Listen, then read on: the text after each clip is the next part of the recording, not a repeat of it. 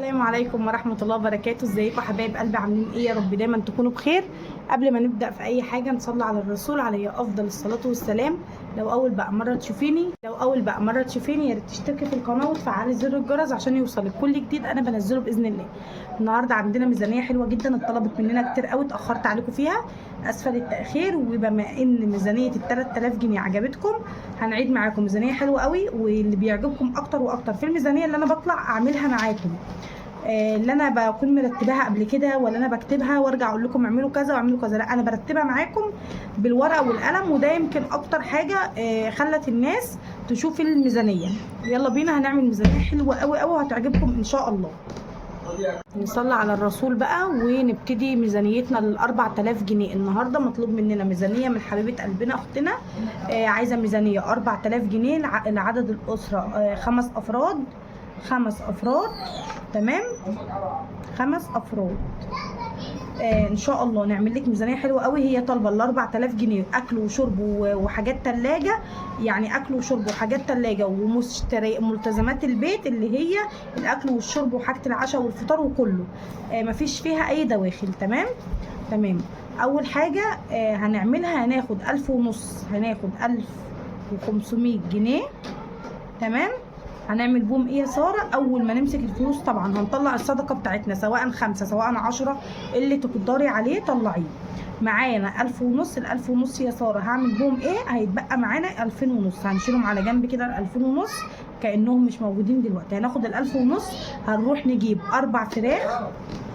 1500 هعمل بوم ايه؟ ال 1500 هاخد اجيب 4 فراخ. دلوقتي الفراخ سعرها حلو جدا، لو عندكم ب70 او ب65 احنا خلينا في الامور الوسط، وخلينا ان الفرخه ب75 جنيه الكيلو ب75 جنيه. يعني الفرخه ممكن لو 2 كيلو ما شاء الله هتقطع 150 جنيه. طيب يا ساره عايزه اجيبها اقل براحتك، بس انا هخليني معاكي في الزياده علشان محدش يقول لا ده في تقصير في اللحوم، لا ده انت بتشيلي منها وتحطي هنا.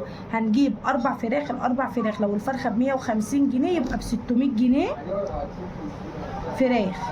طيب يا ساره عايزه اجيب بانيه، عايزه اجيب دبابيس لوحدها، عايزه اجيب ده الدبابيس بانيه فراخ اي حاجه لوحدها. انا بفضل الفراخ على بعضها، 4 فراخ واجيبهم واقسمهم بقى، اشيل الدبابيس لوحدها، اشيل بطيخه الورك لوحدها، اقسم الصدر على 3 على 2 يوفروا معايا طولة الشهر. يبقى اللي انت عايزاه. يبقى انا معايا 4 فراخ ب 600 جنيه. هيتبقى كام يا ساره من ال 1500 جنيه؟ هيتبقى معايا 900 جنيه. 900 جنيه هطلع 200 جنيه سمك. والسمك البلطي دلوقتي يا بنات ما شاء الله ما شاء الله بسعر اليوم النهارده 80 جنيه. البلطي الكبير الحلو كده ب 80 جنيه. ممكن نجيب ب 100 بلطي، ب 100 سورديه، ب 100 بوري، ب 100 بلطي. ال 200 جنيه معانا هنقسمهم للاسماك. لو من الناس اللي ما بتحبوش السمك او مش بتفضلوه خالص هنحط ال 200 جنيه في حاجه ثانيه. تمام، هنجيب سمك بال 200 جنيه ايا كان بقى اي نوع سمك انت بتحبيه. عايزه تجيبي بال 200 تعملوه مره واحده، ب 100 تعمليه مره واحده. المهم معانا 200 جنيه سمك في الشهر مع 4 فراخ كبار. طيب معايا اللهم صل على سيدنا محمد، معايا 400 جنيه لحمه. 400 جنيه لحمه. معايا 400 جنيه لحمه. اجيب ب 200 لحمه قطع وب 200 مفروم، ب 200 لحمه قطع وب 200 مفروم.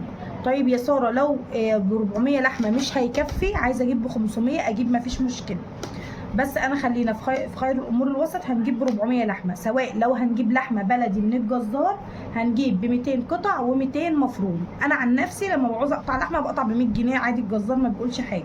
عايزه بقى تجيب ب 100 مفروم لوحده وب 100 مفروم لوحده، مره مكرونه بشاميل، مره جلاش، مره صلصه مفروم. لحمه قطع ب 100 قطع مثلا 3 حتات حلوين بال 100 الثانيه انت حره. يبقى هنقول لحمه، واللحمه دي انت حره فيها. طيب يا ساره معانا هنا 600 فراخ و400 لحمه ادي 1000، ومعايا 200 سمك ادي 1200. محتويات اللحوم كلها فاضل معايا 300 جنيه. فاضل معايا من 1500 جنيه بعد ما جبت 4 فراخ ب 600 جنيه، بعد ما جبت ب 200 جنيه سمك، بعد ما جبت ب 400 لحمه، فاضل معايا 200 جنيه. فاضل معايا ده 600 400 و200، فاضل معايا 300 جنيه. يا بنات والله الورقه والقلم حلوه جدا، يعني مش في ناس ممكن تسمع الميزانيه وتقول لك لا لا ميزانيه وورقه وقلم وبتاع، بس فعلا لو حسبتيها هتوفر معاكي جامد جامد جامد، وبالذات البنات اللي بتبذر وتلاقي الفلوس اتصرفت منها ومش عارفه توديها فين. معانا 300 جنيه. خلصنا قسم اللحمه والفراخ ب 1200 جنيه، خلصناهم.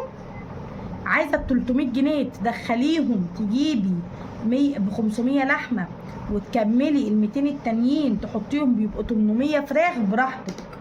تمام، يعني معاكي 300 جنيه من 1500. انا مطلعه لك 1500 من 4000 جنيه لحوم فقط. عايزه تحطي ال 300 جنيه اللي باقيين دول معاكي حطيهم. طيب انا بعمل الميزانيه قدامك ليه بالورقه والقلم؟ عشان ما اجيبلكيش ميزانيه مستفه واقول لك اعملي 1 2 3 وخلاص خلصت الخطوات. لا، لازم اطلع واتكلم معاكي عشان اقول لك نعمل بهم ايه. معايا ال 300 جنيه. طيب مش محتاجاهم يا ساره وانا كده حاسه ان الدنيا تمام، الفراخ تمام، السمك تمام، اللحمه تمام. هجيب بيهم طبقين بيض. ال 300 جنيه طبق البيض دلوقتي كان ب 80، من 80 وصل 90، دلوقتي بقى ب 100. هنجيب بيهم 2 بيض ب 200 جنيه بيض مثلا، وليكن هنجيب بيهم بيض. طبقين بيض حلوين جدا في الشهر، يعني طبقين بيض حلوين، فطار عشاء، عملنا صينيه كيكه مش عارفه ايه حلوين. يعني الطبق لما يجيبنا مثلا يتبقى مثلا في الشهر كام يوم كده من غير بيض، او البيض يجيبنا الشهرين حلوين. هجيب ب 200 بيض، ودايما بحط لك 10 او 5 زياده عشان مكانك يختلف عن مكاني. طيب يبقى احنا كده لمينا الفراخ والسمك واللحمه والبيض، فاضل معانا من 1500 جنيه فاضل معانا 100 جنيه. 100 جنيه هجيب بيها ايه ال 100 جنيه ديت؟ هجيب بيها ايه؟ هجيب بيها لبن. طب ما بناكلش اللبن، ما بنشربش اللبن، هجيب بيها جبنه باي نوع جبنه انت بتحبيه، بيضه، رومي، لانشون، اي نوع، اي حاجه في الفطار انت بتفضليها. تمام، عشان بس نحاول نحط مع جزء اللحوم حاجه من حاجات الفطار والعشاء. ال 100 جنيه هجيب بيها لبن. لبن بقى بتتعاملي مع واحده جنب البيت، بتتعاملي مع ست حلوه كده في السوق بتشوفيها اللبن الجمسي دلوقتي لبن بقري اللي بتفضليه. يبقى هنشيل ال 100 دي وهنكتبها يا لبن يا جبنه. خلينا في اللبن لان مفيش بيت فيه اولاد بيخلى من اللبن. خلينا في اللبن دلوقتي عشان يبقى كده خلصنا الفراخ والسمك واللحمه والبيض واللبن. ده قسم اول شهر، ده قسم اول ما امسك ال 4000 جنيه دول كده ال 1500 جنيه. اول حاجه همسكها اجيبها الفلوس. هاخد بقى حاجتي دي كلها كده، سمكي وفراخي ولحمتي، هروح اقسمهم في اطباق فل او اكياس ثلاجه واحط كده في الفريزر. وعادي يا جماعه لما نعمل مره بفراخ ومره من غير، مره سمك، يبقى لما اعمل مقسم الفرخه على 2 صدور وراك، دبابيس لوحدها، ستريبس لو شلت الجوانح، الكبد والقوانص اعملهم اكله. كل الكلام ده هيوفر معاكي. تمام. نخش على البند اللي بعد كده، وخلصنا حوار ال 1500. هناخد ايه؟ هناخد بقى في اول اسبوع خدت فيه ال 1500 هاخد ال 500. هاخد 500 تاني. ال 500 دول بتوع ايه يا ساره؟ ال 500 دول هجيب ب 200 او 250 خضار. خلينا يا ستي هنقول 250 خضار. خضار ايه بقى يا ساره يا ام بتاعت 250 جنيه انتي؟ هجيب 50 طماطم. الطماطم ما شاء الله سعر النهارده 15 و10 و2 ب 25. خلينا 2 ب 25. يبقى هنجيب اللهم صل على النبي، ده الاثنين ب 25 و2 ب 25، ال5 كيلو ب 50 جنيه. 50 طماطم. ده بقى للناس اللي هي مثلا ما بتطلعش من الفريزر، عايزه مثلا الطماطم تفضل عندها طول الاسبوع. البطاطس دلوقتي الكيلو ب 20 جنيه عشان بس محدش يتكلم، وفي اغلى. فاحنا هنخليهم 4 كيلو بطاطس او 3 كيلو حسب ما انتوا يعني بتستعملي البطاطس. احنا هنخلينا دلوقتي في 60 بطاطس، وهنا طبعا تبع احتياجاتك هنخليهم 60 بطاطس. هنخليهم 10 بتنجان، هنخليها 10 فلفل، هنخليها اللهم صل على سيدنا محمد 10 بتنجان، 10 فلفل، 50 طماطم، 60 بطاطس. هنجيب 10 بتنجان عروس او صغير طبعا ما انت بتحبي. هنقول 10 فلفل، هنقول عشان الكوسه غاليه 20 كوسه. طبعا الكوسه بقى دي اختياري، لو الاسبوع ده فيه محشي فيه بتحبها طبيخ هنجيبها كنوع من انواع الخضار. اللهم صل على النبي. هنجيب ايه تاني؟ بعد الكوسه هنجيب ايه يا ولاد؟ في ايه تاني خضار؟ قولوا انتم. هنجيب باميه، هنجيب 20 باميه. عملته مش عملته كالعاده هنمسكه نفرزه ونحطه في الفريزر. باميه. هنجيب اللهم صل على سيدنا محمد. جبنا البطاطس، جبنا الطماطم، جبنا البتنجان، جبنا الفلفل، جبنا الكوسه، جبنا الباميه. جبنا بقى هنجيب البصل ما شاء الله اليومين دول ب 10 جنيه، هنجيب ب 20 جنيه بصل 2 كيلو عشان ياخد معانا الاسبوع.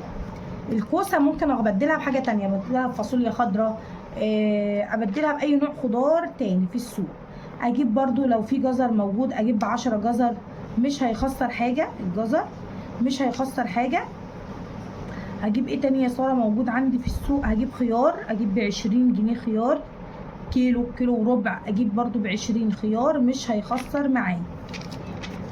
طيب انا كده جبت اللهم صل على النبي. جبت البطاطس، جبت قصدي الطماطم دي اهم حاجه، جبت البطاطس ودي برضو اهم حاجه، جبت الفلفل، البتنجان، البصل، الكوسه، الباميه، الجزر، الخيار. تعالوا نحسبهم كده. طيب هنقول 50 طماطم، 60 بطاطس، 110، 10 بتنجان 120، 10 فلفل 130، 10 كوسه وممكن نغير فيها 130 150، 10 باميه 20 باميه 150 170، 20 بصل 2 كيلو بصل 170 190، 10 جنيه جزر، 10 جنيه جزر. الجزر دلوقتي ب 20 ممكن نجيب نص كيلو نحطه في التلاجة مش هيخسر.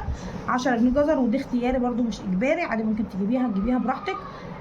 قلنا 190 و10 جزر 220 خيار يبقى 200. 190 و20 190 و20 210 خضار. احنا هنقول هنا هنخليهم، احنا كاتبين لك 250 جنيه لعل وعسى تجيبي بقى مثلا حاجه ناقصاكي، مثلا مش هقول لك شعريه وهقول لك فاصوليا وهقول لك لوبيا والحاجات دي، لا، عشان الحاجات دي انا عامله لك ليها بند تاني اللي هو بند البقوليات او النواشف. ال 40 جنيه معايا خدتهم، يعني هنا كده 210 اهو الخضار، طماطمي وبطاطسي وبصلي والحاجات اللي بحتاجها في الاسبوع. اجيب قته حاجه عجبتني 210. ال 40 جنيه معايا مش هحطهم في حاجه تانية، يا اوديهم الحصاله تمام، يا اجيب بيهم مقشه اتكسرت عندي في البيت، يا اجيب بيهم دستة كوبايات محتاجاها. ال 40 جنيه لو جبت الاساسيات دي كلها من بطاطس لطماطم لجزر لفلفل لبتنجان لكل الكلام ده وفاض معايا 40، فاض معايا اكتر، يا اروح احطهم في حصاله رمضان يا اروح اجيب بهم حاجه انا عايزاها في البيت. تمام خلينا متفقين. 210 ده حاجه اللي هو الخضار فقط. نيجي لقسم بقى البقوليات واللي هو اصلا بياخد الفلوس كلها. يبقى انا خدت 500 جنيه من هنا، خدت منهم 250، فاضل معايا 250 جنيه، فاضل معايا 250 جنيه. طيب فاضل معايا من هنا، يبقى احنا خدنا ال 75 جنيه دول، كنت بقول لكم ده سعر كيلو الفراخ عشان بس ما نتلخبطش. خلصنا ال 250 بتوع الخضار، فاضل معانا 250 من ال 500 اللي قلت لك خدوهم في اول اسبوع. في اول اسبوع خدنا فاضل معانا 250 جنيه تاني. ال 250 جنيه دول هنخش بقى على قسم البقوليات. طيب اول حاجه خلينا نكتب في الحته الصغيره دي هنا بس عشان تشوفوا، ثانيه واحده اهو، انا عايزه بس ابين لكم الكتابه. 250 جنيه. طيب اللهم صل على سيدنا محمد. طيب ال 250 جنيه هجيب بيهم ايه يا ساره؟ هجيب ب 20 جنيه شعريه. الكيلو دلوقتي كيلو الشعريه ب 22 جنيه. خلينا يا ستي هنجيب كيلو شعريه ماشي.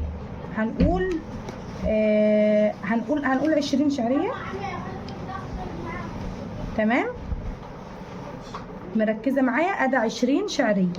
طيب 20 جنيه مكرونه، والمكرونه هنا اختياري، قلم سباكيتا اللي انت عايزاه. طبعا دي حاجات اول اسبوع في الشهر، دي حاجات اول اسبوع في الشهر تمام. 20 شعريه 20 مكرونه. هنجيب مثلا فاصوليا. البقوليات بقى دي براحتك، هطلع لك 50 جنيه بقوليات وانت حره. هنقول 50 جنيه بقوليات، انت حره. ليه يا ساره انا حره؟ انا ممكن اقول لك هاتي ب 15 فاصوليا وانت ما بتاكليش الفاصوليا، ممكن اقول لك هاتي ب 15 لوبيا وانت ما بتاكليش اللوبيا، ممكن اقول لك هاتي ب 15 عدس اصفر. انت فاهمه؟ طيب خلينا نقول هنجيب 15 فاصوليا، 15 لوبيا، 15 عدس اصفر، ادي ثلاث طبخات ب 45 جنيه، اديتك 50 جنيه. يبقى هنجيب شعريتنا والمكرونه بتاعتنا والفاصوليا واللوبيا والعدس اللي هم في اول اسبوع. طيب الرز بقى يا ساره، الرز هنعمل ايه في الرز؟ طيب هنعمل ايه في الرز؟ الرز طبعا هو اساس البيت. هنجيب في اول اسبوع هو الكيلو الرز دلوقتي ب 22 جنيه، انا سأل عليه النهارده ب 22 جنيه. هنجيب 5 كيلو رز، اللهم صل على النبي. لو ب 20 الخمسه ب 100، هنقول 120 جنيه رز. 120 رز. طيب 120 رز، هنقف هنا ثانيه. هنيجي كده نقول ادي 120 رز و50 بقوليات، عدس، فاصوليا، لوبيا، عدس بجبه اللي انت عايزاه، ده غير الشعريه والمكرونه ما مش محطوطين طبعا في 50 جنيه.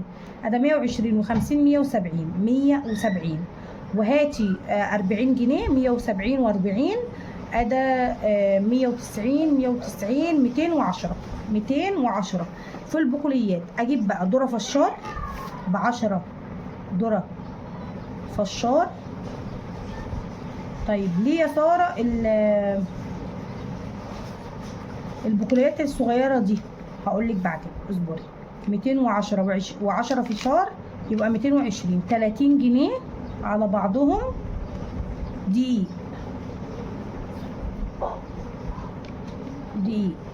تمام. ادي اول 250 جنيه في البقوليات بتاعت الشهر. ما تروحيش بقى انت كواحده شاطره وفلحوسه كده اموره تروحي تقومي واخده ال 4000 جنيه طالعه على السوبر ماركت، طالعه على بتاع النواشف والبقوليات، طالعه على بتاع السمك، طالعه. ما هو خلاص راح المرتب، قعدنا طول الشهر معناش ولا جنيه. طب انا بقول رتبت لك دول في اول اسبوع ليه؟ اول ما امسك ال 4000 جنيه هطلع حاجه اللحوم والبيض واللبن، ادي 1000 ونص.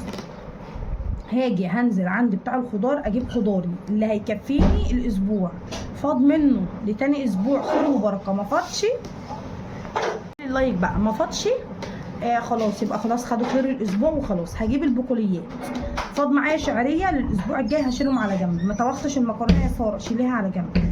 جبت فاصوليا وعدس ولوبيا طبخت منهم حاجه او حاجتين وشيلي على جنب. جبت 5 كيلو رز وما شاء الله كفوني الاسبوع وزياده يا ساره، وكفه شيلي الباقي على جنب. تمام. قبل ما انزل السوق، قبل ما انزل اجيب حاجه الثلاجه، قبل ما انزل اروح عند بتاع البقوليات، قبل ما انزل اجيب اي حاجه اسرد انا عندي ايه. يا جماعه الجو حر والحاجه بتسوس، مش عايزين نكركب على بعضنا. طيب تعالوا بقى نحسب اللي احنا خدناه. احنا خدنا 1000 ونص اللحوم وطبقين بيض، الطبق ب 100 جنيه، وخدنا 100 لبن. تمام.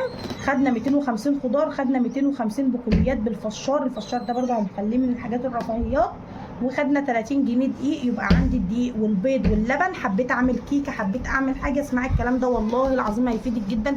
حطي لي لايك عشان قلبي وجعني معاكي يا قلب اختك. تمام. ادي يبقى خدنا كل اللي خدناه كام يا ساره؟ خدناه 2000 جنيه. خدنا 2000 جنيه في اول ما القبض نزل، بضعنا كل الكلام ده. طبعا في بقى حاجات انت ممكن ما تكونيش بتحتاجيها، هنشيل دي ونحط دي. طيب ده كده اول 2000 جنيه صرف في الاسبوع. باقي معانا 3 اسابيع في الشهر، واحنا باقي معانا 2000 جنيه عشان احنا خدنا ال 500 خضار والبقوليات. باقي معانا 2000 جنيه. هاخد ال 500 كده تمام. هاخد من ال 500 250 جنيه، هقسمهم اهو 250 جنيه. ليه يا ساره تاني؟ هو البيت بيبطل يا جماعه؟ حط لي اللايك جزاك الله كل خير. 250 جنيه ليه يا ساره؟ المنظفات. طيب قسم المنظفات ايه يا ساره؟ في ناس عاشقه للمنظفات، وفي ناس ممكن تعمل منظفات من ابو بلاش. خلينا احنا خير الامور الوسط، ولا ابو بلاش ولا المنظفات الغاليه. خلينا اول حاجه نجيبها، نجيب بريل المواعين او صابون المواعين اللي هو الاساسي. بتجيبي نوع معين، وفير، فيري، بتجيبي فرط، بتجيبي سايب، اللي انت عايزاه. طبعا هنخلينا نطلع 100 جنيه صابون مواعين على بعضها، جيركن صغير بقى كبير، بتجيبي وفير، بتجيبي بريل، اي نوع شركه انت بتحبيه وبتفضليه. انا مطلعه لك 100 جنيه صابون مواعين.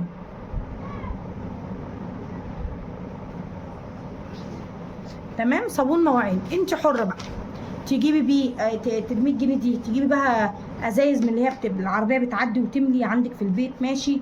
عايزه تجيبي مثلا اللهم صل على النبي، تجيبي مثلا صابون من اللي هو بتدوب وتعمليه في البيت، انت حره. انت معاكي 100 جنيه صابون مواعين، باقي معايا 150 جنيه يا ساره. اجيب ازازه معطر جو، ودي اهم حاجه، معطر جو اللي هي فريده دلوقتي بقت ب 60 جنيه، خلينا نقول 60 جنيه ماشيه معاك اهو، ما بقولش 50 وارجع مش عارفه اقول ايه، ماشيه معاكم معطر جو. تمام، ب 60 جنيه. كمان هجيب ديتول او منظف ارضيات باي نوع، هنجيب ب 50 جنيه منظف ارضيات، سواء سايب او سواء المعلب اللي انت بتحبيه، اي نوع. في انواع طالعه جميله اللي انا كنت وريتها لكم يا بنات، اللي هي بريحه العود دي حلوه قوي، كانت برده ب 50 جنيه. فده منظف ارضيات، منظف ارضيات، انت حره تجيبي بقى زي ما انت عايزه. منظف ارضيات يبقى معايا 50 وده 100، 150 و60، 150 و60، 210. وهجيب ب 20 جنيه سلك على بعضه، ب 20 سلك، انت حره بقى تجيبي سلك تجيبي ليفه، انت حره. معاكي 20. ال 20 المتبقيه انا معرفش، ممكن اكون ناسيه حاجه او كده، لا مش ناسيه، ده لسه في حاجه وهناخد لها كمان 50 جنيه. باقي معايا 20 وهناخد كمان 50. تمام، هناخد كمان 50. هجيب بيهم ب 70 جنيه، ب 70 جنيه. طبعا دول مش للشهر، طبعا دول مش للشهر، دول كده لاول اسبوعين كده او اول اسبوع، شو انت بتستخدمي ايه. ب 70 جنيه اريال، طبعا مش شرط اريال اللي انا بقول لك ان هو يعني ايه، مسحوق الغسيل. اوكسي بقى، اي حاجه انت بتحبيها اللي تجيبيه، انا بفضل اوكسي الصراحه، من الحاجات اللي بحبها. احنا لقسم المنظفات وهنعيده معاكم تاني. 100 جنيه صابون مواعين اي نوع انت بتفضليه، 60 جنيه معطر جو عشان الشقه واهم حاجه معطر الجو، 50 جنيه معطر ارضيات، 20 جنيه سلك، 70 جنيه مسحوق غسيل. طيب يا ساره، انا غسلت اوتوماتيك من اللي هي بابها تحت دي وباخد كيس كبير، ساعتها هناخد بقى 200 جنيه من الميزانيه الاساسيه. طب غساله باب فوق، باب اوتوماتيك، لو بغسل كل يوم دوره، لو بغسل كل يوم دوره وجبت 7 اكياس من الكيس ب 10 جنيه اوكسي بريحه اللافندر او اي نوع، لو جبت ب 70 جنيه، 70 جنيه 7 اكياس على قد الاسبوع، 70 جنيه 7 اكياس على قد الاسبوع. طيب باقي معانا كام؟ باقي معانا 1000. احنا قلنا خدنا 500 من اللهم صل على النبي، هنا 2000، هنا 2000 صرفنا ده كله 2000، اتبقى 2000، خدنا 500 قسمناهم 2، خدنا 250 منظفات. هيبقى بقى مش 250، هنقول باقي معانا يبقى خدنا 300 منظفات عشان الاريال، ما هو فاض 20 وقلت لك هناخد 50، قلنا 70. تمام، فانا كده هيفيد معانا من هنا 20 عشان بس ما تتلخبطوش.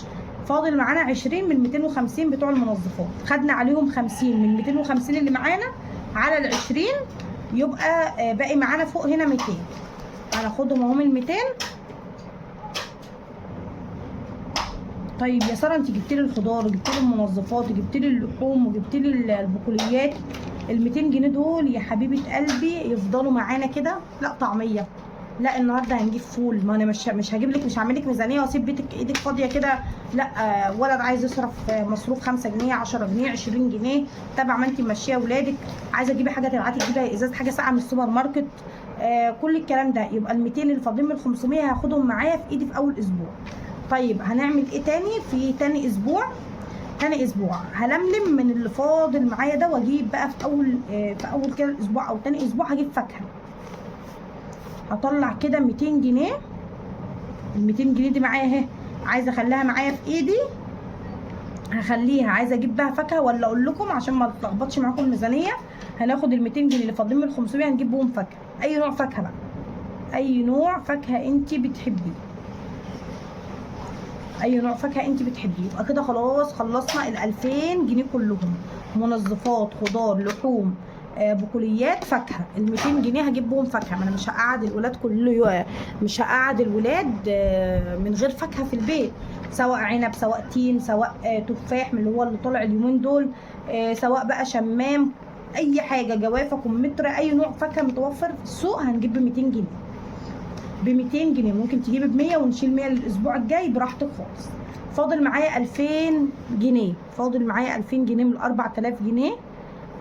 طبعا هنطلع قسم او هنطلع جزء ولو صغير، لو حتى 200 جنيه، لو 200 جنيه نجيب حاجتنا الشخصيه. حاجتنا الشخصيه زي ايه يا ساره؟ زي اي بقى حاجه تخلص عندك، ازازه زيت شعر، اللهم صل على النبي، ازازه زيت شعر، الحاجات اللي احنا بنستخدمها بقى، معرفش مثلا ازازه شاور، الحاجات دي. طيب ده في اول اسبوع. نيجي بقى للقسم بتاع السوبر ماركت، في 200 جنيه لازم نخليهم حاجات شخصيه. 200 جنيه دول هطلعتهم حاجات شخصيه.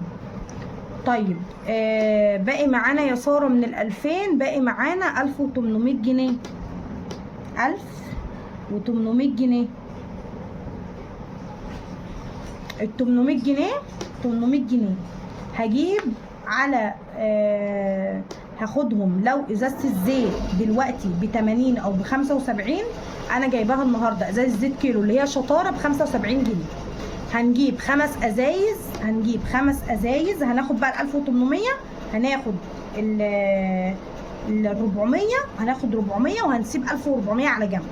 هنسيب 1400 على جنب. ليه يا ساره هنسيب 1400 على جنب؟ عشان نمشي الاسابيع اللي جايه، عشان نمشي بقيه الشهر. انا عامله لك كده تقسيمه اسبوع. طيب هاخد 400 جنيه، هجيب 4 أو 5 ازايز. لو الازازه ب 75 جنيه، الاتنين ب 150 واتنين ب 150، صح كده يا ولاد؟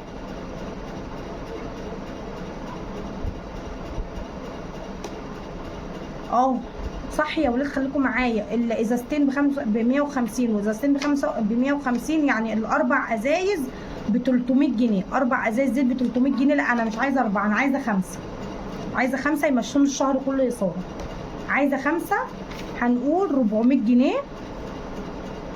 طبعا هيتبقى معانا هنا كام؟ 25 جنيه. الاربعه ب 300 وواحده ب 75، يبقى 375. هنقول 400 زيت طعام، زيت طعام. فاضل معايا 25 جنيه، هجيب بيهم مرقه دجاج، او هطلعهم 25 على بعضهم فلفل اسمر. وانا بجيب الزيت هجيب بال 25 جنيه كلهم فلفل اسمر. وهطلع 50 جنيه بهارات،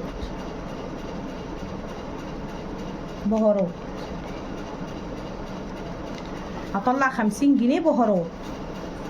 تمام. طيب فاضل معانا كام بعد خدت 50 بهارات؟ طبعا احنا ممكن نوفر 50 بهارات من الحوار ده. هنقول خلينا خدنا ال 50 بهارات و50 وال 400 زيت، 450. هناخد كمان يا ساره 50 جنيه، بلاش 50 عشان ما حدش يمسك فيها في الكومنتات. هناخد 100 جنيه سمنه، 100 جنيه سمنه، 100 جنيه سمنه. خدنا 100 جنيه سمنه، خدنا 400 جنيه زيت، يبقى 500 جنيه. خدنا 50 جنيه بهارات، خدنا 50 جنيه بهارات، يبقى 550 من ال 1800. 1800 خدنا منهم 500، كل الاجمالي خدنا منهم 500. هيتبقى معانا من 1800 هيتبقى معانا 1300. طبعا الخمس ازايز زيت انا جايباهم لك على مدار الشهر كله، دي حاجات شهريه. يعني الزيت جايباهم لك على مدار الشهر. الحاجات دي فيها حاجات على مدار الشهر، فيها حاجات على مدار الاسبوع. ال 1300 هيتبقوا معايا. اكمل بقى الاسبوعين. طبعا انا شملت لك هنا الزيت وشملت لك هنا المنظفات والبقوليات والحاجات دي. هيتبقى معايا 1300 جنيه، 1300 للي باقي من الشهر. ال 300 هشيلهم طوارئ، ال 300 هشيلهم طوارئ. ال 1000 جنيه هيكمل لي الاسبوعين اللي فاضلين، كل اسبوع 500. اجيب ب 200 بقى اخر الشهر. اخر الشهر خلاص دخلنا في اخر الشهر، اجيب بقى بدل من 250 لا اجيب ب 200 خضار بس. عندي سمكي ولحمتي وحاجتي في التلاجة تمام. عندي زيتي في ضرفة المطبخ، عندي ب 100 سمنة زي ما تقطع كيلو كامل، هو الكيلو ب 100 جنيه دلوقتي. عندي زيتي، عندي سمنتي، عندي بهاراتي. معايا ال 200 جنيه بتوع الروتين خاص اللي هو للعناية الشخصية. معايا ال 200 جنيه الفاكهة، معايا البقوليات بتاعتي، معايا 1300 جنيه بعد ده كله. طبعا ده بالشهر وده بالشهر وده بالاسبوع. يبقى معايا لو همشي بقى كل اسبوع خضار وكده هاخد بس من ال 1300 هاخد وانا نازله 300 جنيه 300 جنيه 300 جنيه كده. طبعا هنا بقى ايه زي ما قلت لك، كل اسبوع ناخد الاسبوع بقى اللي هيتبقى او الاسبوعين اللي هيتبقوا في الشهر.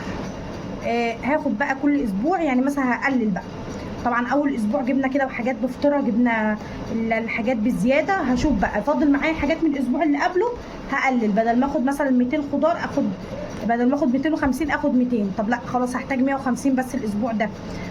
رجعت معايا فلوس اعينها في الحصاله، ال 40 جنيه او الحاجات اللي فاضل دي بتاعت الحصاله.